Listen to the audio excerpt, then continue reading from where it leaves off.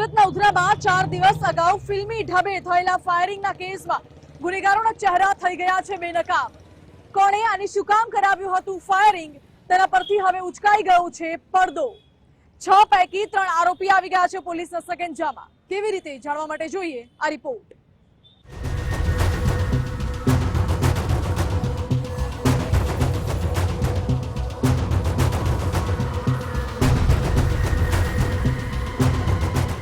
તારીખ 28 નવેમ્બર 2024, સમય રાતના 7:52।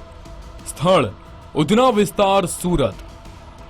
આશીર્વાદ ટાઉનશીપ નજીક આવેલી આરાધ્યા કોર્પોરેશનની ઓફિસ પર મોપેડ પર આવેલા 2 શખ્સોએ 2 રાઉન્ડ ફાયરિંગ કર્યું હતું, જે અંગે ઉધના પોલીસે ગુનો નોંધી તપાસ શરૂ કરી હતી। સ્થાનિક વિસ્તારમાં લાગેલા સીસીટીવી કેમેરામાં આરોપીઓ કેદ થયા હતા, જેમાં કેટલાક ઈસમો ઓફિસની રેકી કરતા જોવા મળ્યા હતા।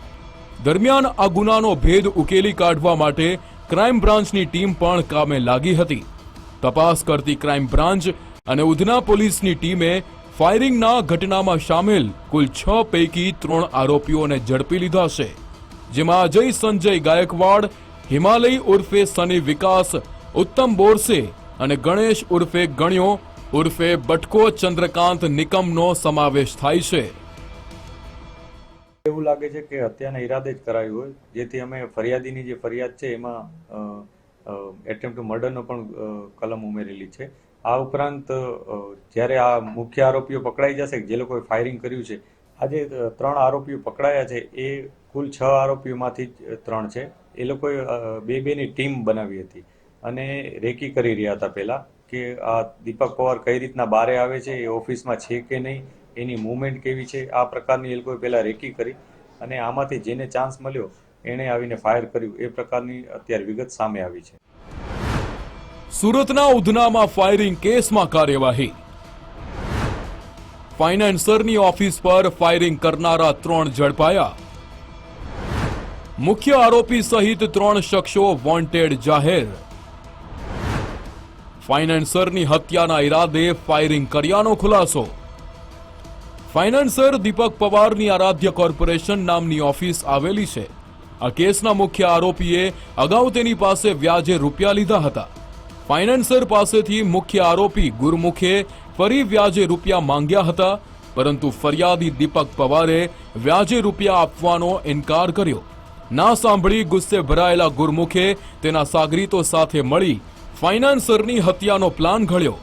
ઝડપાયેલા 3 આરોપીએ દીપક પવારની ઓફિસની રેકી કરી હતી। તેની તમામ માહિતી શુભમ ઉર્ફે માફિયા અને ગુરમુખને આપતા હતા।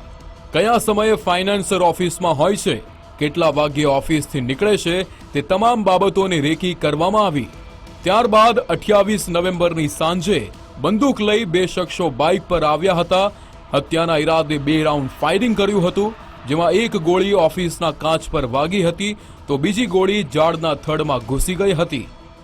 એની પાસે વારંવાર પૈસાની માંગણી કરી હતી, પરંતુ આ જેલમાં જતા અને એણે મર્ડર કરેલું હોવાથી દીપક પવાર છે, જે ફરિયાદી પણ છે આ કેસમાં, એણે એને પૈસા આપવાની ના પાડી હતી।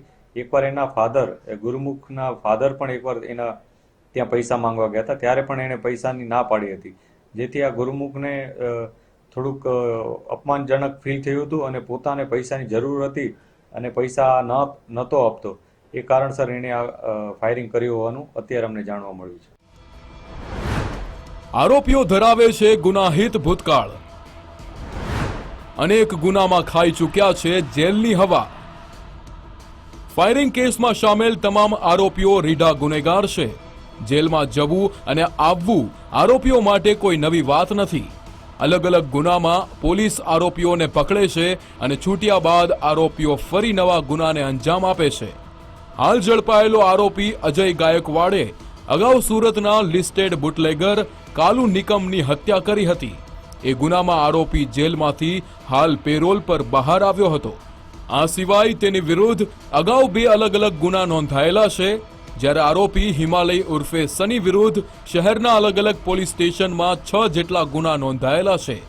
આરોપી ગણેશ પણ 2 ગુનામાં પોલીસના હાથે ઝડપાઈ ચૂક્યો છે, જ્યારે આરોપી ગુરમુખ પણ લિસ્ટેડ બુટલેગર કાલુ નિકમની હત્યાનો આરોપી છે।